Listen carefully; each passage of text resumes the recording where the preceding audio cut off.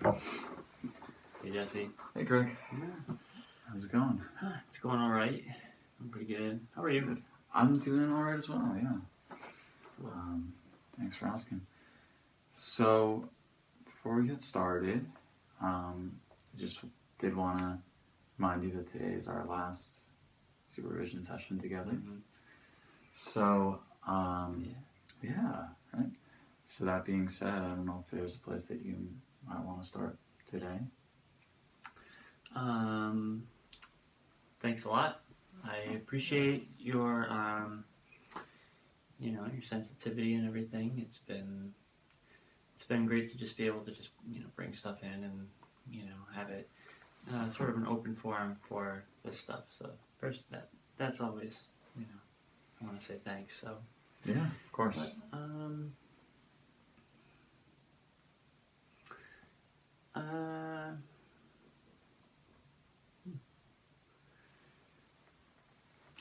thinking about what we talked about last week Mm-hmm. and how things are going. Sure. Has any of that played out at all? Or? I did. I mean, I think last week we said I would just like wait it out a little bit with the child who may need some more adaptive strategies Mm-hmm. rather than music lessons. So I did have a lesson with him this past week, and it was right after our music group, which goes for about usually anywhere from 45 to 50 minutes. So that's a long time, and I think he's 9. Okay. And it's a long time for him to have a group, and then right after to have like a piano lesson where he's going to focus on sure. something. Mm-hmm. So it's not, when I had him in the morning, he was able to sort of sit more and sort of have more sustained attention toward the keyboard. But this time it took me about 15 minutes. It took it took us about 15 minutes to be able to get in a place where we could really settle in. Mm-hmm. So I mean, I think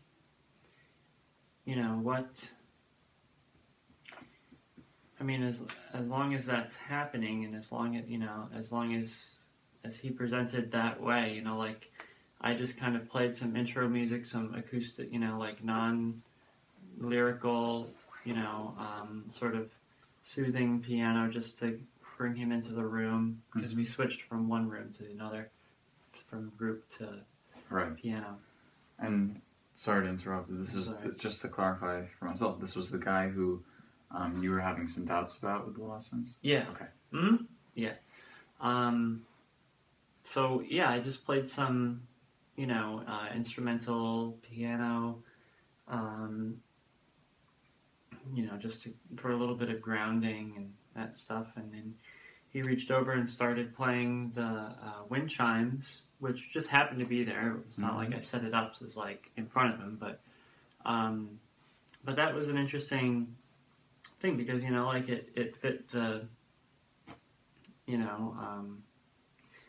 the kind of music that I was making, and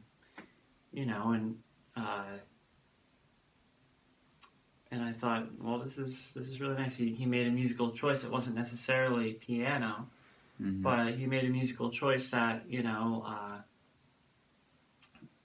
was related in that way. So, I mean, that kind of just naturally happened.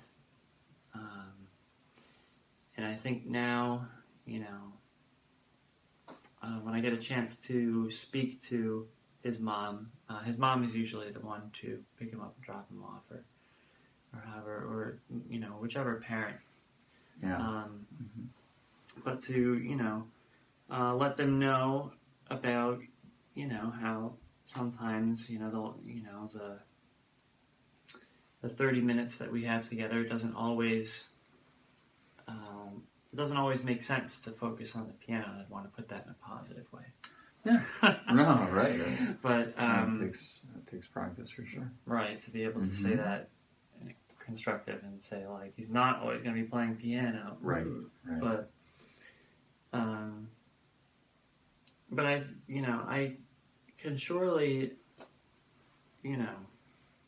imagine keeping the piano as a focus for our sessions unless we go off in another direction entirely, and he really seems to grab onto, you know, another way of interacting, in which case I'd want to have another talk with parents and say, well, this is really turning into something else here.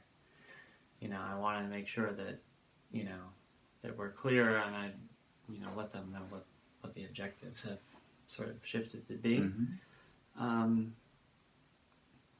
So I'm just kind of, you know, trying to let it, you know, I guess to follow him, and, you know, follow the child and what he's really looking for. And then also, you know, just being sensitive to the parents and maybe bouncing those ideas off of them and saying, well, what do you think? He seems to be very interactive on this. I would think they would really be happy to, you know, to hear that, you know, of his, you know, relatedness and involvement on other things, not just piano. Yeah. You know. Oh, absolutely. And I think that, like we were talking about last time too, just going off of the last thing you said, that there is a connection, you know, between being able to relate in general and being able to then relate via an instrument or that sort of thing. Yeah. So I think I have a lot of thoughts on all these things. I think the idea of you recognizing that he needed that time to transition and meeting him in the room in that way with your music is really great. I think, and it sounds like successful too for him, right? To be able to come to the room. So I'd be curious, and I don't know, maybe you know this, if he has any difficulty transitioning in general, or it's just, you know, maybe after such a long duration of being in the 45-minute group beforehand. Yeah, I'm not really sure. We have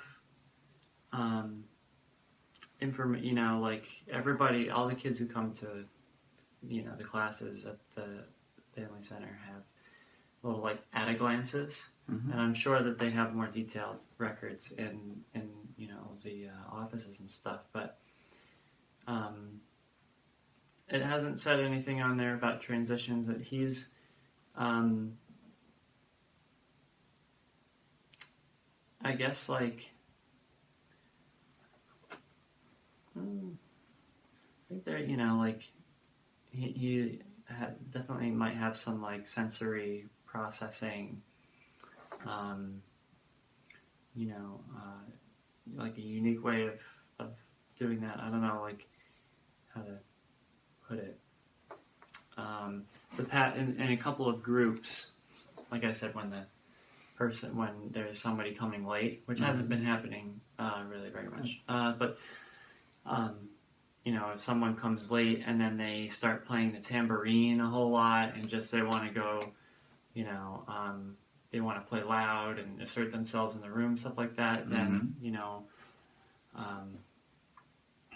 this one that we're talking about, he'll get upset, and he's, in a couple sessions, he started to cry, and,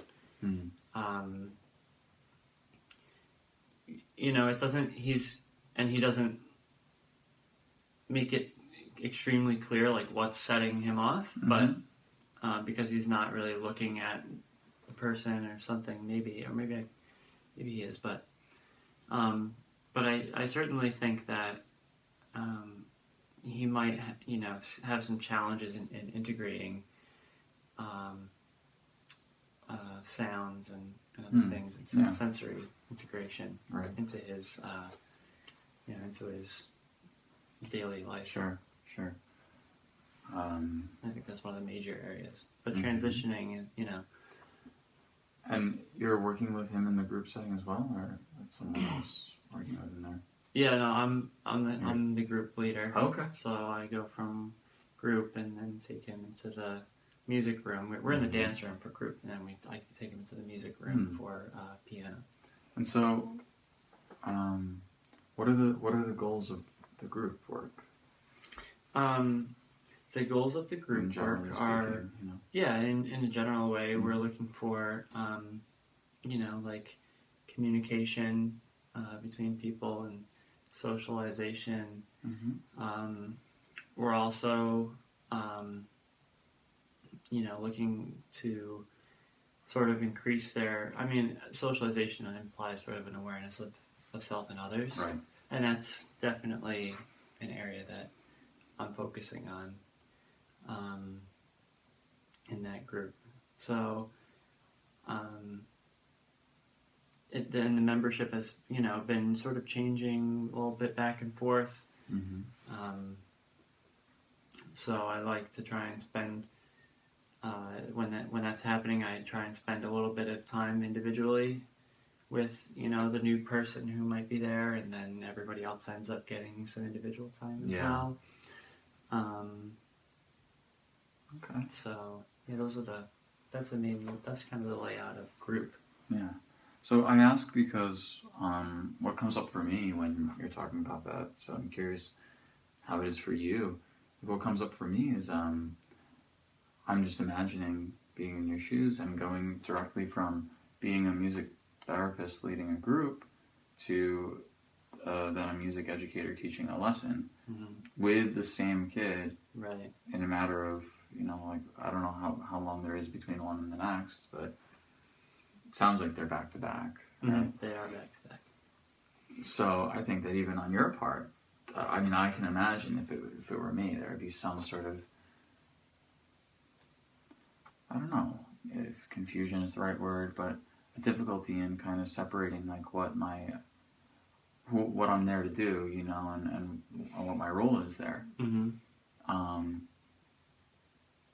And not even suggest, you know, it should be one or the other, but just, I think, you know, I think this kind of relates to what we were talking about last week, and you being able to really create that identity for yourself as far as who you are to this given client at a given time, and to the facility too.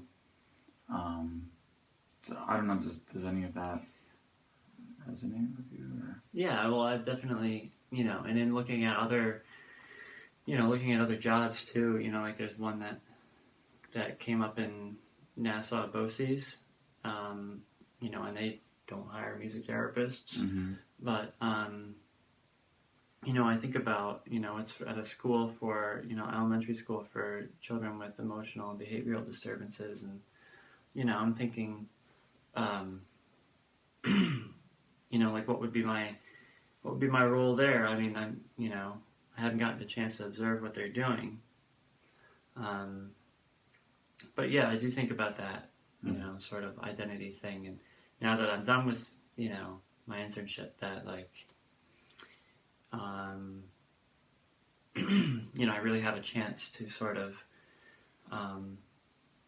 you know, turn a new page and start something, you know, sort of establish myself in a certain, in whatever way that I want.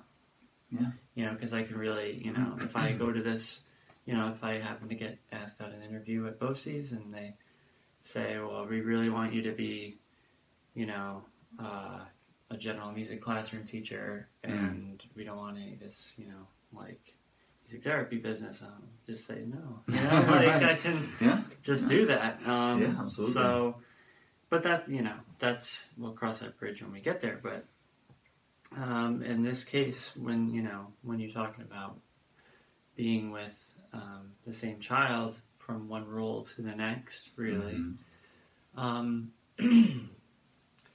you know, it is something to think about, because I view myself as a music therapist there, even though my title is instructor, just instructor. So,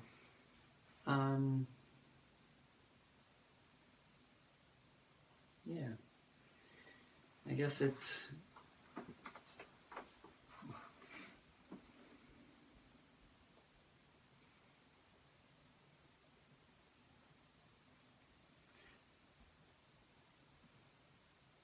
I mean, therapist or educator, you're going to be, especially when you're working one-on-one, you're going to be, tailoring whatever you're doing to individual, and that's a commonality. Sure. You know, Mm-hmm. I think, you know, as a, you know, the educator side of me isn't too concerned about, you know, not meeting certain goals, especially with, you know, this child that we're talking about. Mm-hmm. You know, maybe with my older kid on guitar, like I said, he's much more cognitively and, you know, able to attend to that stuff. You know, that's a little bit more. That part of me comes out more. That part of me that says, like, you know, Yeah. we have to have a certain posture and a certain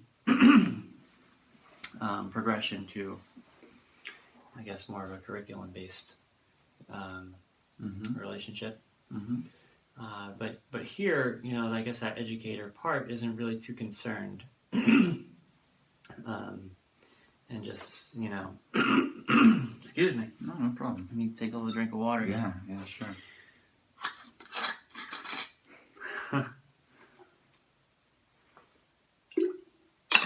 But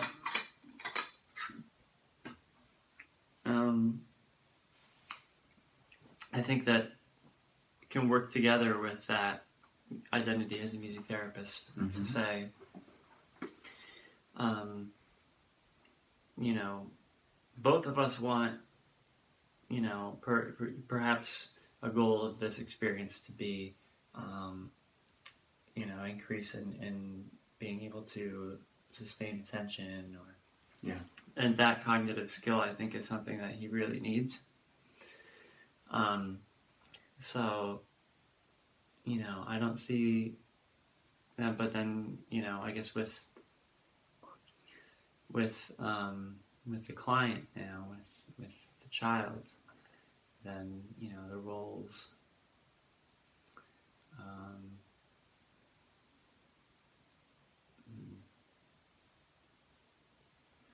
Sure. Well, I don't think, you know, I don't think I really had the expectations of an educator with that you typically have of, like, you know, I expect you to go home and practice this and come back with the next week so that we can move forward. That's, you know, that's what I have experience with, you know, teaching. You know, you go home, you gotta work on it. I don't really expect that here. And I think that would be unfair to him, especially coming from group, where, you know, he's not really a child where you can explain to him, although, you know, you certainly can, and I have, you know, talked to him in this way before, but, you know, in group, our goals are to, you know, to interact with your peers and music and express yourself. And in here, I really, you know, I think if I told him, you know, like, in here, I really expect you to do it, you know, like, follow my directions. Although that is an expectation of group as well, to, you know, like, if I have a direction for the purposes of, you know, holding the group together, that would be expected. Yeah, so this is you got me involved in, like, a whole, like, back and forth here of my brain. So that's good though, right? I think that's a good thing. So I know we are running a little close on time. Yeah. But just to kind of reflect some things that I'm hearing, because it sounds like the thought process is running now, right? And that's great. It's great to keep thinking on all those things. So some of what I'm hearing is, it started out, we're talking about your relationship with this kid.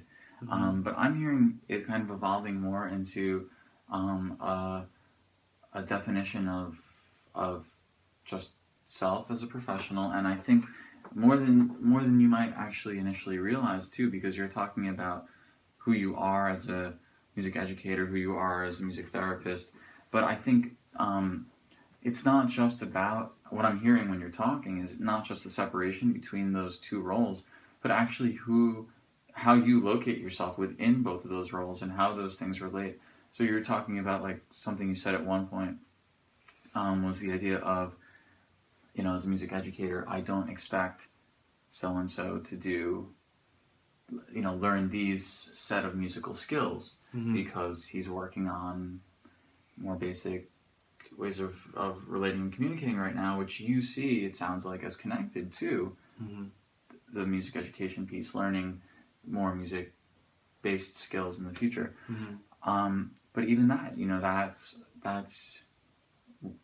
I hear that as a place that you're locating yourself, as I think maybe you could call it like, I don't know, I'm not a music educator, but your theoretical like orientation within music education as well as music therapy and how those relate. You could also be a music educator and or therapist, like a hybrid.